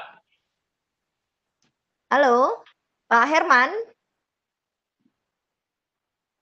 Oh ya, kayaknya Bapak Adi Nurrohman. Iya, ada gangguan koneksi. Bapak Adi Nurrohman, selamat malam, Pak. Ya, selamat malam. Iya, silahkan Bapak langsung ke Pak Bahar. Okay, thank you. Okay, I think I have a question, but before I give my question, I think I'm interested to Mr. Tan's question that whether we should continue the online learning or not after this pandemic is over. As for me, I think it is interesting if we continue the online learning, although maybe we cannot use a full online learning, but we can try to use blended learning maybe. But I think I found a trouble that I found a case that there are still many teachers who do not have any will to change. So as for Mr. Tan, what do you think? What do you suggest for us, for the teachers to do? Thank you. Okay. Yeah. Okay. Interesting. So, teachers to change into online learning. To enter online learning. Yes. Yes. Okay. Yes. I think very good question there, and thanks for considering the issue whether online learning will be the new norm, even once the pandemic is over. So I think that's very true. Likely, okay, very likely we are going to have blended learning, some form of blended learning, okay, that involves both online and offline learning, okay, classroom and online learning. Likely we have two ways. Yeah. So I think very true. Okay, what you pointed out is very correct. And of course, that will present a lot of opportunities. For example, how the wide variety of different ways that students that the teachers can interact with the students. Okay, so some things are better done online, some things are better done in the classroom. So that's true as well. Encourage teachers. It is we can answer it in two levels. Okay, we can answer in two levels. The first level is that teachers will need to see the need. Okay, for example, if if teachers can see the need, there are opportunities for online learning. Okay, like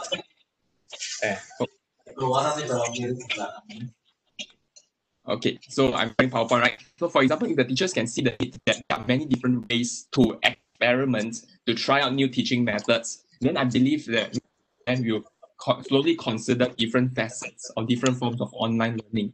Okay, so online learning have many different forms. Okay, for example, discuss video learning. Then on top of video learning, we discuss things like online content sharing platforms. Okay, like for example, Microsoft Teams and so on. And then we consider online collaboration tools and online assessment tools. So I believe, right, no matter how, even if the teacher finds it very difficult to use everything, but I believe most teachers will use at least one or two of these tools. Okay, so one or two of these tools. And I think that in the long run, I think that many educational institutions or teachers' college or teachers' institutions will begin to teach teachers how to conduct online learning classes. So that will really change the game. It will encourage a lot more teachers to go online also, even if they don't want to change. Yeah. So yeah. So in summary, there's a short term and there's a long term plan. Ya. Pak bisa di tanya langsung ya penyampaian dari beliau. Yeah, okay, thank you. I think it is clear enough. You're welcome, sir. Pak. Oke, thank you Bapak Adi Nurrahman. Selanjutnya saya kembali ke Bapak Afan. Halo Bapak Afandi, sudah bisa monitor suara kami Bapak? Halo Pak Afandi. Ya, Pak Afandi sudah meminta kami untuk membuka mikrofonnya melalui room chat, tapi mohon maaf Bapak, saya mute kembali karena kami tidak mendengar suara Bapak sedikit pun, untuk memberikan kesempatan kepada peserta lain untuk bertanya. Oke, saya lanjut ke Bapak Yosar. Halo Pak Yosar. Halo. Halo Pak Yosar. Ya, Pak Bahar, kita tersisa 7 menit ke depan. Mungkin masih banyak pertanyaan di room chat. Di room attendee saya sudah mencoba untuk membuka mikrofon. Iya, Bapak Afandi sudah bisa mendengar suara saya? Halo Pak Afandi. Halo. Oh ya, masih ini ya Pak Afandi ya. Oke, Pak Bahar silahkan ke room chat. Masih banyak pertanyaan di room chat, kita tersisa 6 menit ke depan.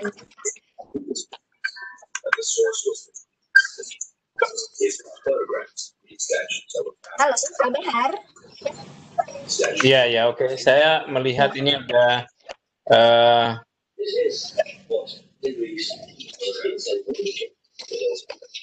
Oke, anak-anak disabilitas ya, pertanyaan ini dari Ibu Lestari kembali. Okay, the question is for those students, is there any solution in Singapore, like to do a remote learning for those students who have disabilities? Maybe Mr. Tan can give any suggestion or sharing experience from the government of Singapore to help the students who are belonging to here we call this specific purpose of education for those who have disabilities. Okay, good. I think yes, good interesting question. Students with disabilities, we consider them learning disabilities, right? So, for example, learning disabilities can include autism, dyslexic, Asperger's syndrome, and so on. So, all these are conditions that affect the ability of the child to learn. So with that, right, there is a lot of help given to these students. So for example, some of these students have special school. They go to this kind of special school for autism or for dyslexic students. And in this special school, the method of teaching them and the curriculum is all different. So the teachers are actually specially trained. They are not mainstream teachers. Now, in Singapore, we have the mainstream teachers that teach all the students, all the normal students or common students, and there are specially trained students engaged to teach all these people. So one of the method that for Singapore's case is that the government has built infrastructure, built special schools for students, and employ special teachers to teach these students.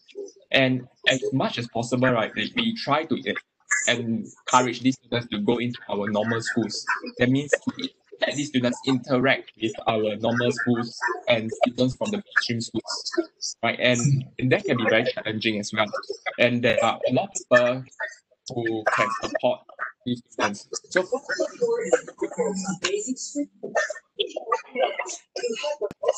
about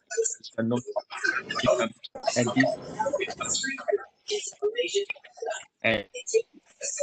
actually employed additional help in support students. So yes, there are these kind of conditions. All right, and also another method that the government did was to lengthen the exam time. So for example, if these students have learning disabilities, they will have slightly longer time to complete an exam paper. Okay, so there are a few methods that the government has helped. Okay, for example, special schools, special teachers to teach the students, and also different exam conditions, like for example, longer time frame or different type of paper, all right, or different type of paper to help them.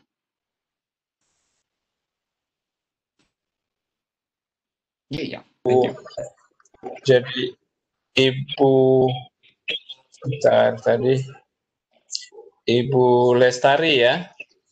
Jadi untuk anak-anak penyandang disabilitas itu memang harus juga diajarkan pada, kalau berkaca di Singapura itu dia belajar pada sekolah yang berbeda dengan sekolah.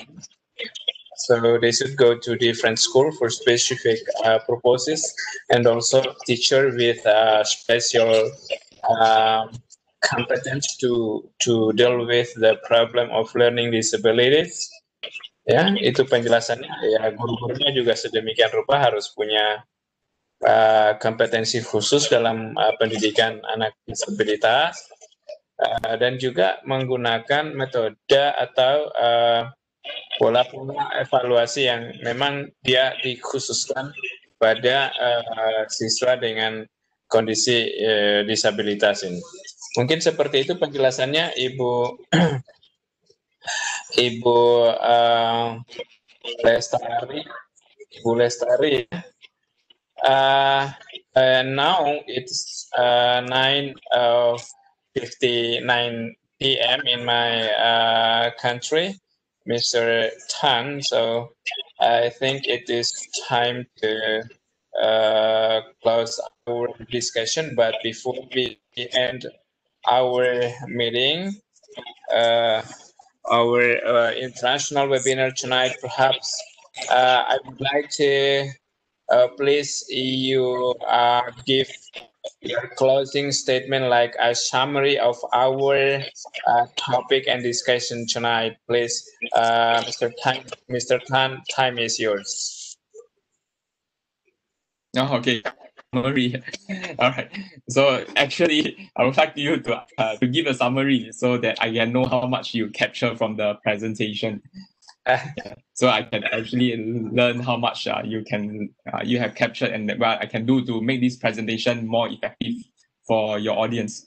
Okay. Anyway, there are a few things you can remember. I think if I were to summarize this. Okay, this is very important framework. So every time you implement a new technology, you need to ask whether the technology will help you communicate better, collaborate better, create, curate, or conceptualize effectively.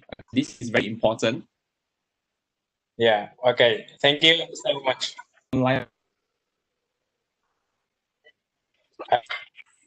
You must do this. Okay. Let's do technology as well. Okay, thank you. And I think finally, not.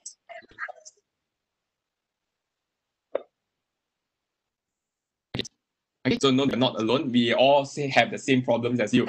Okay, so don't worry. Even teachers in Europe also have the same issues and same problems and challenges with online learning. Okay, back to you. Okay, thank you, Mr. Tan. Jadi, Bapak Ibu, itu tadi closing statement dari Mr. Tan sebagai simpulan dari summary dari presentasi beliau, itu 5C yang tadi sudah disampaikan. And also, Mr. Tan, there are several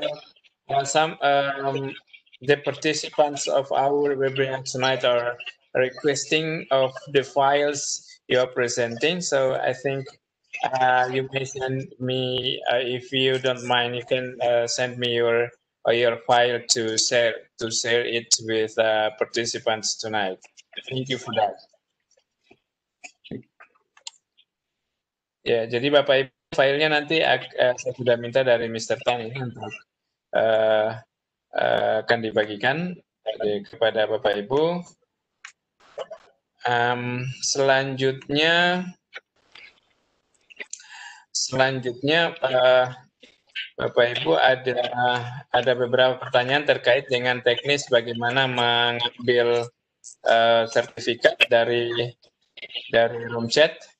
So Mr. Tan, I would like to share a content to help my teacher to download their certificate.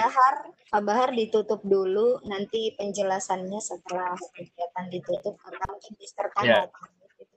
Ya, tadi sudah disimpulkan, barangkali rekamannya di stop. Ya, Pak Bu Indah silakan mengambil alih dulu, menutup dan mematikan rekamannya. Terima kasih. Silakan. Oke. Ya Bapak Ibu, sahabat Sultra Cerdas, demikian tadi pemaparan dan diskusi yang menarik dan tentunya mampu menginspirasi kita dari Bapak Presenter Tan Kwan Hong tentang masalah terkini pembelajaran jarak jauh dan solusinya. Semoga apa yang dipaparkan beliau dapat memberi manfaat bagi Bapak Ibu guru sekalian, menjadi inspirasi, menambah khasanah pengetahuan kita malam ini. Thank you very much to the presenter, Mr. Tan Kwan Hong, for sharing his extraordinary experience and knowledge about current and solution of remote learning at a video conference Sultra Cerdas tonight. We hope you are happy and enjoy sharing knowledge with us. You will always be given help and opportunities so that the next time you can share again with us at Sultra Cerdas, of course, with the new innovation in learning. Terima kasih pula Bapak Direktur PSMK atas room event meeting Webex-nya dan Ibu Umi Tira Lestari sudah membantu memfasilitasi sehingga Sultra Cerdas bisa menyelenggarakan VCon malam hari ini. Terima kasih Bapak Koordinator Sultra Cerdas sudah memandu jalannya VCon dengan apik. Juga panitia Sultra Cerdas yang bertugas malam ini sudah membantu kelancaran VCon, termasuk yang membantu backup layar ya. Teman-teman dari afiliasi Sadar Igi dan semua sahabat Sultra Cerdas yang luar biasa semangat belajarnya sudah bergabung malam ini bersama-sama menyimak materi, berdiskusi di VCon Sultra Cerdas. Terima kasih juga Sultra Cerdas sudah memberi ruang kita VCon sebagai wadah edukasi bagi guru-guru sekaligus menambah wawasan. Semoga kegiatan kita ini bisa bermanfaat bagi guru-guru yang selalu ingin belajar ya, siap menghadapi tantangan PJJ di era COVID-19. Oke, Bapak Ibu, terkait dengan sertifikat nanti akan ada informasi dari Pak Baharudin. Intinya Bapak Ibu ikhlaslah belajar, bahkan yang paling berilmu dan bijak di antara kita pun masih rajin belajar. Jadi jangan putus asa untuk mendownload sertifikat Bapak Ibu. Jika kita tidak ingin belajar, maka tidak ada seorang pun yang bisa menolong kita. Sebaliknya, jika kita memutuskan untuk belajar, maka tidak ada seorang pun yang akan mampu menghentikan kita. Oke, oleh sebab itu tetap semangat belajar. Mari kita bersama meningkatkan kompetensi kita, karena kami tidak pernah jemu untuk mengajak Bapak Ibu hebat se-Nusantara belajar tanpa henti dan berbagi tanpa batas. Terima kasih atas kebersamaannya. Kami mohon maaf jika ada kekurangan. Sampai jumpa di VCon Sultra Cerdas minggu depan. Saya Indah, mohon undur diri. Alhamdulillahirrahmanirrahim. Wassalamualaikum warahmatullahi wabarakatuh. Iya, Waalaikumsalam warahmatullahi wabarakatuh.